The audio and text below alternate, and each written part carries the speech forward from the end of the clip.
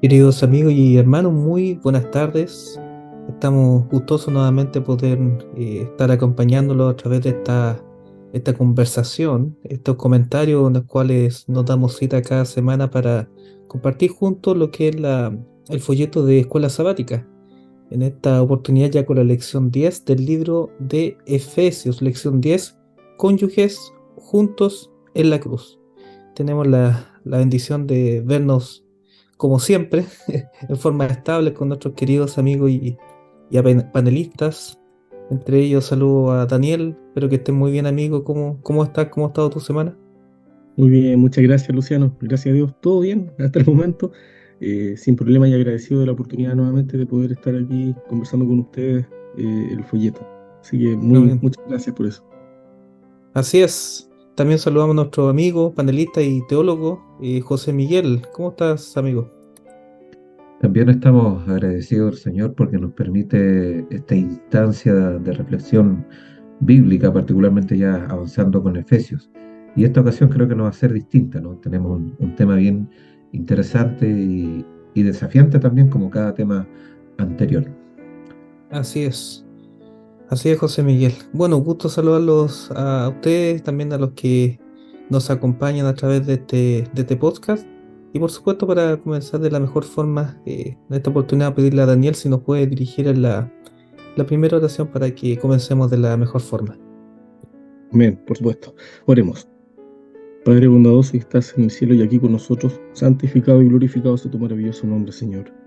Te agradecemos por la hermosa bendición que tú nos das de un día más, de poder estudiar tu palabra, de poder reunirnos y especialmente poder pedirte que tu Santo Espíritu pueda morar en nuestra mente, en nuestros corazones, de tal manera que podamos ser receptivos a las enseñanzas que tú tienes para nosotros.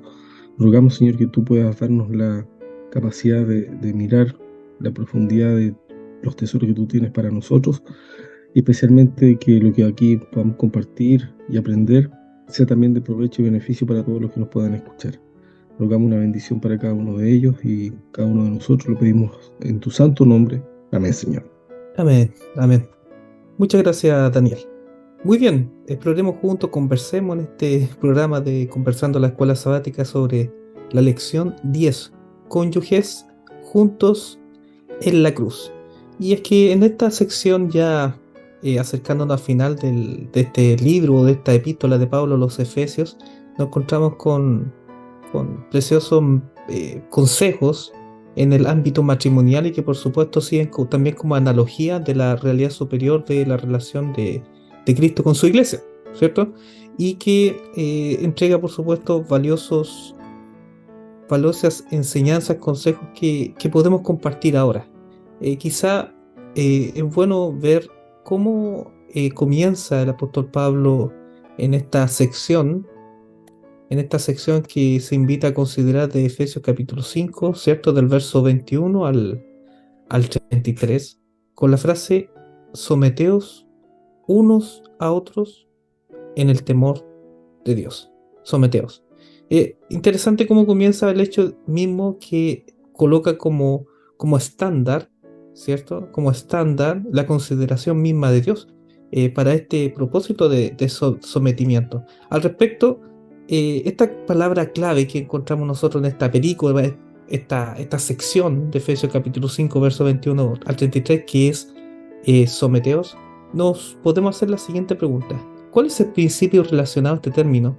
¿Y de qué manera la imagen de la relación matrimonial nos ayuda a comprender por analogía la naturaleza de la relación espiritual que cada creyente tiene con Cristo? ¿Y de qué manera los consejos y mandatos dados a los maridos revela el carácter de Dios? En este caso le preguntamos a Daniel si nos puede ayudar con este primer acercamiento a esta porción de la escritura. Amén. Bueno, en realidad esta es una pregunta muy interesante para mí en lo personal porque eh, llevo tiempo tratando justamente de estudiar y profundizar el concepto de lo que significa el principio, el llamado principio de colaboración. La palabra clave, como tú muy bien dices en este caso, es la palabra someteos. En Santiago 4:7 se utiliza esta palabra con relación a las luchas que los cristianos tenemos contra el enemigo. Dice, someteos pues a Dios, resistid al diablo y huirá de vosotros. Santiago 4:7. El sometimiento es lo que nosotros conocemos precisamente a través del espíritu de profecía como principio de cooperación o de colaboración. Este principio nos habla de una relación de continua dependencia, que aparece también, por supuesto, en muchas otras partes de la Biblia, como en Juan 15:5, cuando dice, porque separados de mí, nada podéis hacer. En el matrimonio, los esposos también tienen una relación de dependencia mutua, en este caso, donde los esposos dependen uno del otro. En una relación matrimonial hay varios elementos, sin embargo, que se asemejan, por eso el apóstol Pablo hace una analogía de la relación matrimonial con la relación de Cristo con el cristiano. Porque en la relación matrimonial se comienza con una entrega total, con un pacto de fidelidad. Y este pacto consiste precisamente en vivir una vida que esté en armonía con los principios de esta nueva relación que marca una diferencia, pues hay un antes y un después. El casado, por ejemplo, no puede andar ni vivir como andaba en su soltería. No puede darse licencia, por ejemplo, no puede mirar para el lado, como decimos nosotros coloquialmente. Debe respetar a su cónyuge. No existe ninguna posibilidad, por ejemplo, de que el marido le pueda decir a su esposa, ¿sabes? Sé que tengo que llegar a serte fiel completamente, algo estoy aprendiendo a hacerlo. Así que estoy en un camino de madurez, así que me voy a dar ciertas licencias. Eso obviamente no es aceptable en el matrimonio. Bueno, y en la vida cristiana tampoco, porque la Correcto. vida cristiana precisamente es como el matrimonio. Nosotros en nuestra relación matrimonial tenemos un pacto de fidelidad que comienza igualmente con una entrega total del uno, ¿no es cierto?, al otro, y en este caso nuestra entrega a Cristo, que tiene que ser completa, tiene que ser total, y no admite ningún tipo de licencia. Por eso cuando hablamos de la vida cristiana es una vida donde el pecado ya no debe tener lugar, no tiene por qué tener lugar. No podemos pensar que en este camino de crecimiento, de madurez, llegaremos un día a ser completamente de Cristo. Tenemos que serlo hoy, podemos serlo hoy. Y hay un antes y un después en nuestra vida. Entonces cuando nosotros miramos precisamente el principio de colaboración, este sometimiento significa justamente que desde el día que yo me entrego a Cristo, comprendo que mi vida ya no me pertenece, sino que le pertenece a Cristo, y que en ese sentido tengo que aprender a vivir y a depender de Él. Hay una cita del Espíritu de Profecía que nos lleva precisamente a esta, eh, a estas, podemos decir, la profundidad de lo que significa la vida cristiana en relación con Cristo y en relación con esta lucha contra el pecado. Dice lo siguiente en Hechos de los Apóstoles, la página 380, el párrafo 2. Habiendo alcanzado esta experiencia, el cristiano no debe, por lo tanto, cruzarse de brazos conforme con lo que ha logrado. Aquel que está determinado a entrar en el reino espiritual encontrará, por supuesto, que todos los poderes y pasiones de la naturaleza no regenerada, respaldadas por las fuerzas del reino de las tinieblas, están preparadas para atacarle. Cada día debe renovar su consagración, cada día debe batallar contra el pecado. Los hábitos antiguos, las tendencias hereditarias hacia el mal se disputarán el dominio, y contra ellos debe siempre velar, apoyándose en el poder de Cristo para obtener la victoria. Cuando nosotros miramos estas citas, nos damos cuenta de que efectivamente tendremos tentaciones, hasta mientras tengamos esta naturaleza pecaminosa, tendremos estímulos externos que tratarán de quitar o desarraigar a Cristo de nuestro corazón. Pero Dios dice que debemos consagrarnos a Él todos los días. De la misma manera como nosotros consagramos nuestro amor y nuestra relación a nuestras esposas y las esposas a sus maridos, Dios espera que nosotros también consagremos nuestra relación de amor y renovemos nuestro pacto de fidelidad con Él cada día. Muy, muy interesante y buena la relación que hace y que por supuesto que se desprende naturalmente de la escritura, de ese compromiso, ese voto que se hace al momento del matrimonio. Porque evidentemente nadie podría eventualmente exigir una perfección en términos de infalibilidad, en términos de cuando uno se casa, pero sí existe el compromiso absoluto de una, de una entrega absoluta. Existe sí una Exacto. entrega que se vive desde de la primera instancia y que hace un reflejo, obviamente, del inicio de la vida cristiana a su vez. ¿Sí? Así Entonces, es. entonces lo que tú presentas obviamente ahí entrega los elementos de las cuales Pablo, ¿no es cierto?, toma en Efesios capítulo 5, que tiene que ver con la relación en términos de compromiso absoluto, de un compromiso, digamos, que es completo en sí mismo y que el tiempo no hace otra cosa sino que perfeccionar aquello que se entregó perfectamente, ¿cierto? Que es Sí. haberlo hecho de todo corazón. Entonces, podríamos nosotros ligar digamos, esta relación tan especial, que es parte de la institución original de Dios desde el principio, del momento mismo de la creación. Una de ellas, ¿no es cierto?, lo que es el matrimonio, que Dios lo establece inclusive antes del pecado. Entonces podemos pensar cómo funcionan estos roles que existen en esta relación de confianza que tiene que haber entre un varón y una mujer en el ámbito matrimonial, cómo nosotros lo vemos a partir del Génesis. Si bien el folleto lo toma en capítulo 2, nosotros ya en el capítulo 1 podemos ver que Dios, cuando crea a la humanidad, dice que creó al hombre a su imagen, y dice, varón y hembra los creó. Ahí vemos, ¿no es cierto?, una igualdad de dignidad, ¿correcto? Una igualdad de dignidad. Y como segundo paso podemos preguntarnos, si bien existe esa igualdad de dignidad que no tiene que ser lesionada por ningún motivo, vemos la escritura también manteniendo la igualdad de dignidad, una diferencia en términos de llamados o de propósitos de cada uno. En este caso nos preguntamos lo siguiente: ¿enseña las escrituras diferencias en sus funciones a la vez que mantienen igualdad de ser? ¿Es llamado el hombre a ejercer como cabeza cariñosa y sacrificada en el hogar y también en la iglesia, siguiendo el patrón de Jesús como cabeza? O más aún, ¿es llamada la mujer a aceptar de buena gana y a cooperar con la función de la cabeza cariñosa del hombre, no como una costumbre cultural, sino como un principio ordenado divinamente?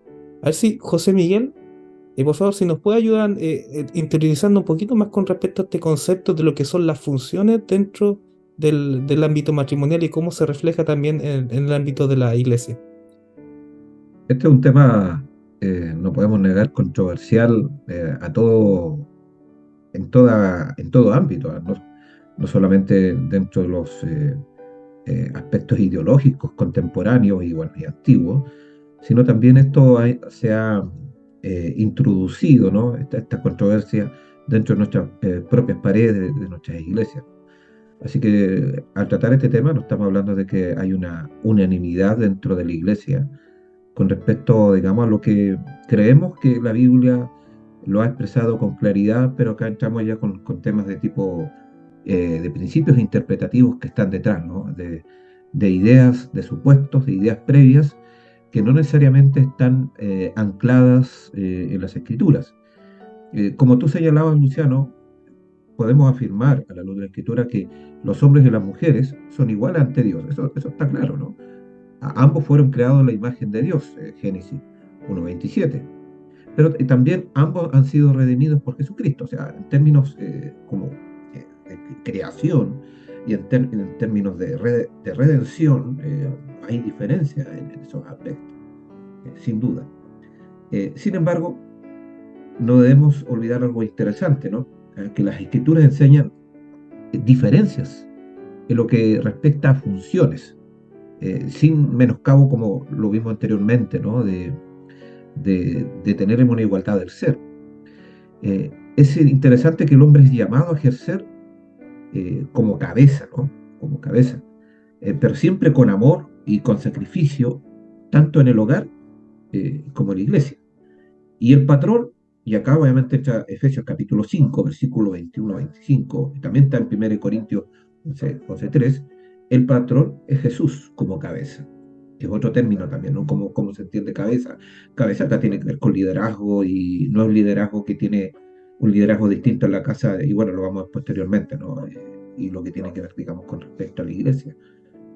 La mujer es llamada entonces a aceptar siempre en buenos términos en esta cooperación, ¿no? Debe cooperar en esta función de liderazgo amoroso, cariñoso del hombre, no siguiendo, digamos, un patrón cultural, lo que vimos anteriormente. Acá la cultura no es la que determina estas relaciones, eh, sino como un principio ordenado divinamente. Bueno, ahí tenemos textos muy interesantes. La frase, ¿no? Esta frase que se repite tanto en Efesios 5:22, 1 Corintios 11:3, 1 Timoteo capítulo 2, versículo 12 al 13, que es como al Señor.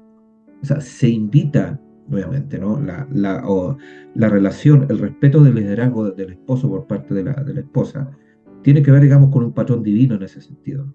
Si se hace y se sigue esta indicación bíblica, se está siguiendo la voluntad del Señor, ¿no? No es algo simplemente de dominio del hombre con respecto a la mujer. Acá no entramos en modelos meramente patriarcales como algunos los interpretan, ¿no?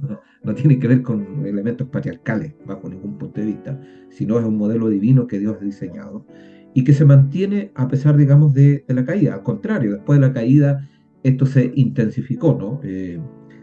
Este sometimiento y el liderazgo del esposo con respecto a la esposa o del hogar mismo se intensifica más producto obviamente de la caída.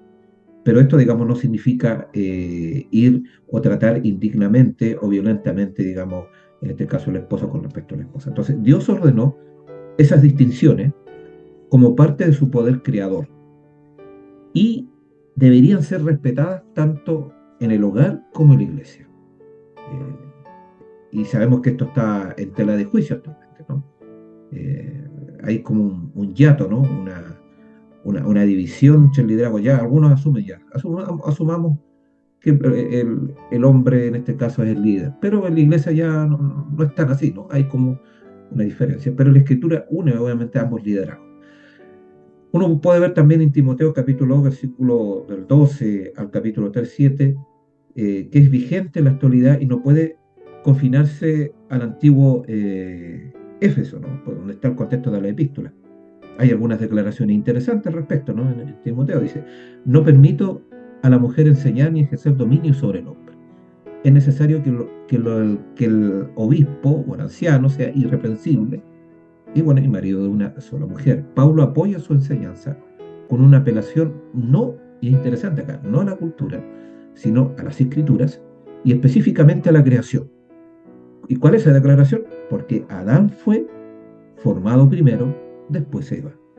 Y Adán no fue engañado, sino que la mujer, siendo engañada, incurrió en transgresión.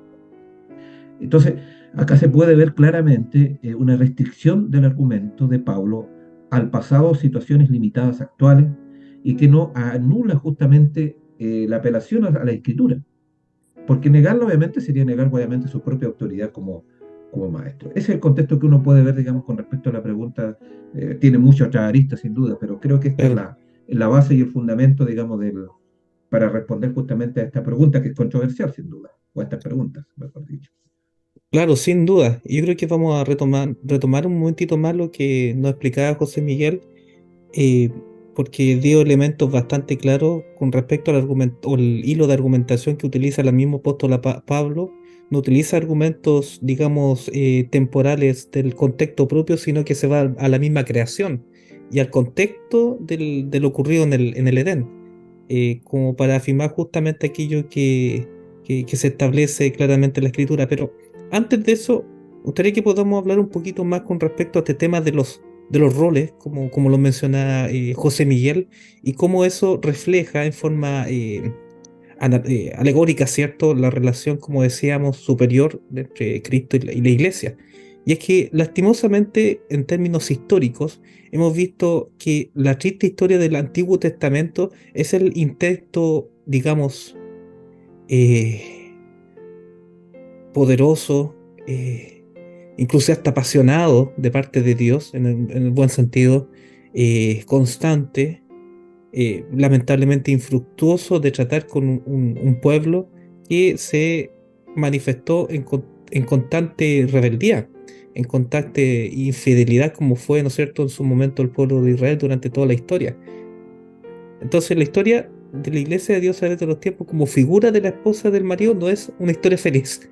En el Antiguo Testamento se nos representa a la iglesia como una mujer infiel, en términos generales, mientras que vemos al marido, que Dios dándole una y otra vez oportunidad para que se arrepienta.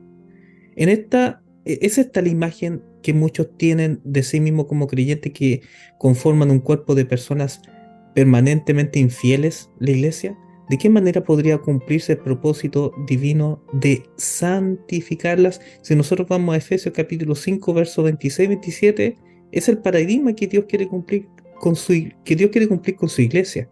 Cuando dice, a fin de presentársela a sí misma, una iglesia gloriosa, que no tuviese mancha, ni arruga, ni cosa semejante, sino que fuese santa y sin mancha, sin mácula.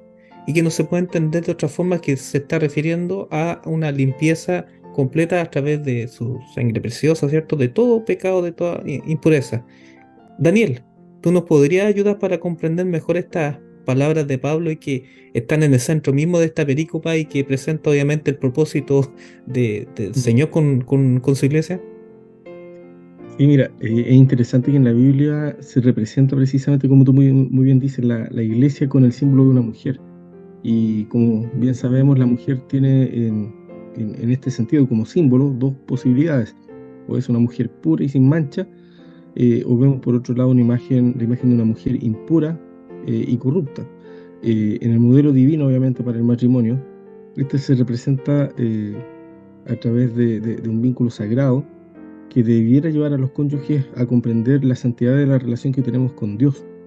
Por eso es tan importante esto que estamos estudiando en relación a lo que ustedes decían recientemente, los roles dentro del matrimonio y los principios que lo gobiernan, porque lo que se exige del matrimonio es lo que se nos exige también, por analogía, en relación a nuestra relación con Dios.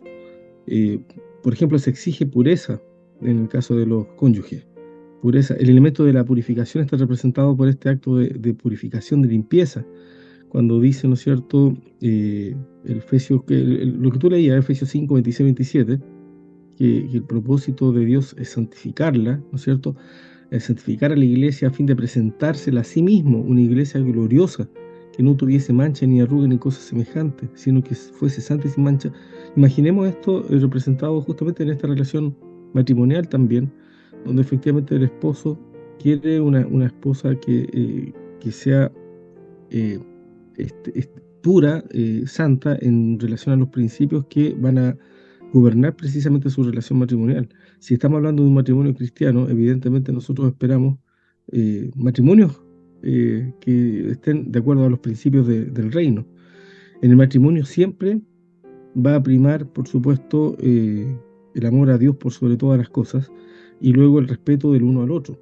La santificación está integrada en el corazón de la relación misma, y en nuestra relación con Cristo tenemos que vernos nosotros mismos precisamente como una posesión adquirida por Él para cumplir el propósito que Él tiene para con nosotros y que aparece revelado incluso también en el libro de Efesios, al principio de las lecciones, cuando veíamos en Efesios 1, por ejemplo, que Dios nos escogió en Él desde antes de la fundación del mundo para que fuésemos santos y sin mancha delante de Él. El propósito de Dios con cada uno de nosotros ha sido precisamente ese. Desde antes de que naciéramos, para cada ser humano, el propósito de Dios ha sido precisamente que cada uno de nosotros pueda llegar a ser un ser humano santo, es decir, en armonía con su carácter, en armonía con su voluntad. Aquí nosotros vemos que la relación matrimonial viene a darnos una lección por analogía de lo que representa entonces esta vida, que como comentábamos anteriormente no permite el comulgar, digamos, con el mundo. No podemos estar con Dios y con el mundo al mismo tiempo. En el libro de Mateo 6:24 precisamente aparece esta cita muy conocida, porque dice: ninguno puede servir a dos señores, porque odiará al uno y amará al otro, o estimará al uno y menospreciará al otro. No podéis servir a Dios y a las riquezas. Eso en relación a la riqueza.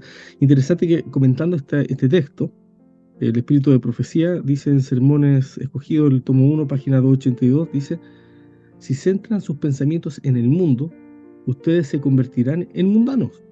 No podrán evitarlo, sino que lo serán. Pero si entretejen en sus vidas los principios del cielo, manteniendo la atención fija en Cristo, estarán preparados para la compañía de los ángeles. Recuerden que Dios quiere que introduzcan a Cristo en toda transacción comercial, al igual que en la iglesia. Desea que demos testimonio de que en un mundo corrompido por el pecado, los seres humanos pueden vivir sin manchas de mundanalidad.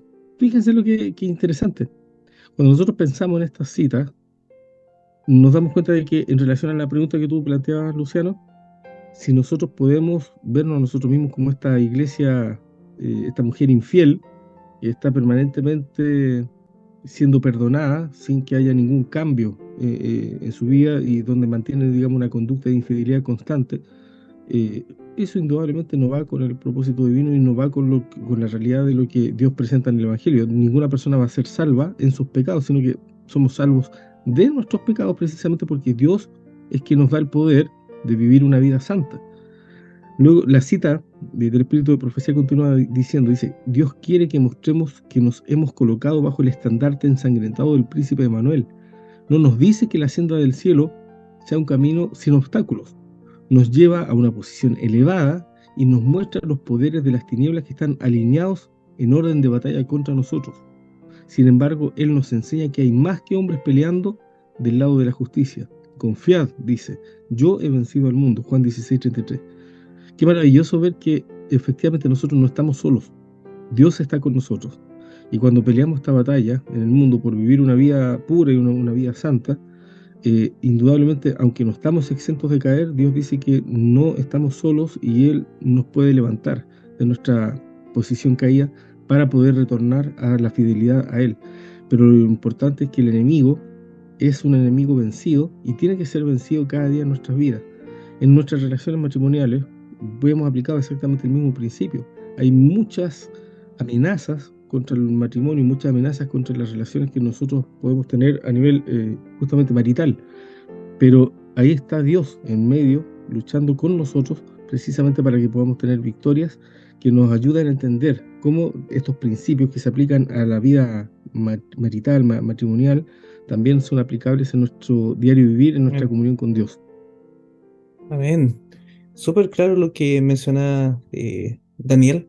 Y impresionante que cuando se mantienen correctamente estos principios que tú acabas de compartirnos, podemos entender mejor a su vez la relación que tenemos que tener en términos de relaciones, en particular los términos matrimoniales, porque obviamente Cristo quiere mantener una relación con su iglesia que es basada obviamente en el amor, en el sacrificio, en el sometimiento, ¿cierto? Eh, constante, digamos, de dependencia, en este caso de parte de la iglesia para con Cristo, y que entendiendo bien este concepto que tiene que ver con un señorío sano, ¿cierto? Quiere que también sea reflejado a través de la vivencia en el hogar. Al respecto, nosotros podemos ver cómo se manifiesta esto también justamente en el modelo bíblico de lo que es las funciones que se viven dentro del hogar, en específico, ¿cierto? Lo que es un padre y una madre de hogar. Se nos dice, por ejemplo, en Primera de Timoteo, capítulo 3, ya José Miguel nos adelantaba al respecto cuando dice que es necesario que el obispo, ¿cierto? El anciano, gobierne bien su casa. Está hablando, ¿cierto? Justamente del llamado que tiene el varón como padre de familia, ¿cierto? A cumplir este rol amoroso, este rol abnegado, de sacrificio, de esfuerzo, como tomando como el modelo, ¿cierto? El de Cristo como amó a la iglesia. Asimismo, el varón tiene que ponerse en esa posición, digamos, de liderazgo en el hogar, y dice que este mismo liderazgo que es llamado en el hogar tiene que ser colocado bajo el ministerio del anciano o pastor de iglesia. O también nosotros lo que encontramos en Tito, dice que el anciano tiene que ser un varón casado, ¿cierto? Con una sola mujer, y habla también bajo esos mismos parámetros, del cual es llamado para ser cabeza de su hogar, y se traslada también esa figura aquí en lo que es la iglesia. Al respecto, si José Miguel ahora nos puede introducir un poquito más y avanzar más con respecto a este importante tema de que existe una correlación clara entre la función de cabeza de un padre en el hogar y la del anciano pastor en la iglesia. ¿De qué manera el hecho de dedicar, ordenar a una mujer para que cumpla un papel de cabeza como anciano pastor es más bien una adulteración de la representación de Dios como el pastor? Buenas preguntas, ¿no? Obviamente por el tiempo no podemos abordar todos los elementos, pero sí queremos establecer, ¿no? Algunas afirmaciones bíblicas y del espíritu de profecía que nos invitan a considerar lo siguiente. Lo primero que debemos declarar es que existe una correlación clara entre la función de la cabeza de un padre en el hogar y del anciano pastor, ¿no? En la iglesia. Hay una correlación. Bueno, y hay textos que ya habíamos mencionado, que tú indicabas también, Luciano, ¿no? En 1 Timoteo, capítulo 3, versículo 2 al 5, dice, es necesario que el anciano, ¿no?, gobierne bien su casa. Hay una referencia, digamos, en este caso, al varón. Es también interesante que Ellen White, ¿no?, en los testimonios, mantiene esta correlación. Voy a dejar acá dos citas breves, ¿no? Una la encontramos en Reflejemos a Jesús, en la página 172, dice lo siguiente: como sacerdote en el hogar y como embajador de Cristo en la iglesia, debe ejemplificar en su vida el carácter de Cristo. El que no resulta un fiel y sabio pastor en el hogar, seguramente no podrá ser un fiel pastor del rebaño de Dios en la iglesia. Otra declaración que la encontramos en los testimonios, ¿no?, del volumen 5, páginas 582-583, dice: debe considerarse la familia de la persona sugerida para el cargo de anciano si él no ejerce tacto, prudencia ni piedad eficaz en casa. El manejo de su propia familia no es arriesgado concluir que los mismos defectos se manifestarán en la iglesia. Se verá en ella la misma administración no santificada.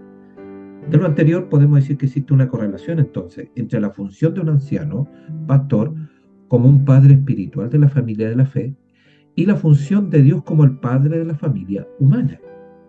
Aunque Dios trasciende las distinciones sexuales, ¿no?, ya lo vimos inicialmente, ha escogido, ¿no?, revelarse como nuestro Padre, tal como lo expresó Jesús repetidamente.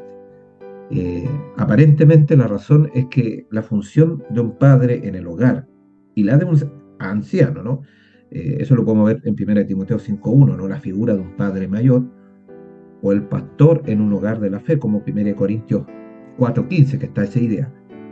Se puede considerar esto entonces como la mejor representación del papel de Dios mismo tiene con nosotros, con sus hijos, ¿no? Efesios, lo vimos anteriormente también, ¿no? Efesios 3, 14 y 15. Esta función especial que el anciano o pastor es llamado a cumplir y desempeñar como representante del Padre, pastor y cabeza de la Iglesia Celestial, no puede ser llevada a cabo legítimamente por una mujer como pastor, ya que su función, su rol bíblico es de madre y no de padre. Bueno, eso lo podemos ver también, ¿no?, en 1 de Timoteo, 5.2. De manera entonces que dedicar, ¿no?, ordenar a una mujer para que cumpla o desempeñe un papel de cabeza, tanto como anciano como pastor, es prácticamente una adulteración, ¿no? Es una tergiversación de la representación de Dios como pastor. Entonces, los que tratan de apoyar la ordenación de las mujeres hacen desvanecer justamente esta distinción a través de la oración de Dios como nuestro Padre y Madre en el cielo, ¿no? Y eso es prácticamente una reminiscencia del paganismo que los escritores bíblicos obviamente siempre supusieron. Entonces, ese modelo de equiparar en roles, funciones pastorales, incorporar dentro del ancianato, obviamente no es un modelo bíblico, es un modelo, aunque sea duro lo que estoy diciendo, pagano. Eso es lo que podríamos, digamos, dejar como aspecto. Tiene mucha otra arista, obviamente, pero esto es lo que queremos establecer, digamos, frente a las preguntas que tú formulaste, Luciano. Muchas gracias, José Miguel, y por supuesto, gracias por tu respuesta y bien sensata, porque nuestro propósito como equipo, ¿cierto?, de Conversando la Escuela Sabática es, en última instancia, para nada generar polémica, ni mucho menos, sino ver la clara evidencia que se entrega en la palabra de Dios y los testimonios, y a partir de eso, cada uno a conciencia tomar una posición de acuerdo a lo que Dios claramente indica en su palabra.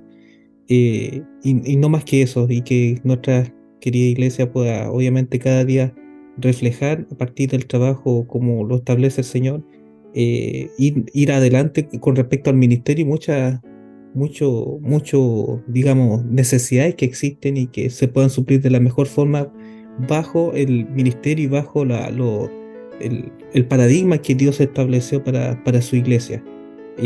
Pero que por supuesto sirve como mayor ejemplo, sirve como el modelo mayor, y que deberá estar en nuestras mentes, en nuestros corazones, establecer ahí nuestra vista, que es el modelo de Cristo, como se presentó obviamente a través de las palabras de Pablo en esta sección y por supuesto en toda la escritura. Así damos por ya terminando nuestra décima entrega de este folleto en específico, ¿no es cierto?, del folleto de Escuela Sabática a través del libro de a los Efesios, lección 10, con el tema, ¿cierto?, cónyuges juntos en la cruz.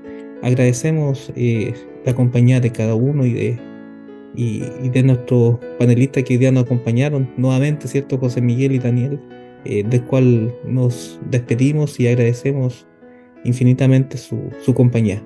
Vamos a pedirle en esta oportunidad a Daniel si nos puede ahora despedir con una oración para finalizar de la mejor forma. Bien, oremos. Padre bondadoso que estás en el cielo y aquí con nosotros, santificado sea tu maravilloso nombre, Señor. Te agradecemos nuevamente por la oportunidad que nos has dado de poder tener este estudio y rogamos que tú nos ayudes para que podamos tener un repaso en comunión con nuestros hermanos en las iglesias, que sea productivo para nuestra vida espiritual. Rogamos que te quedes con nosotros, nos des tu paz y tu bendición en tu santo nombre. Amén, Señor. Amén.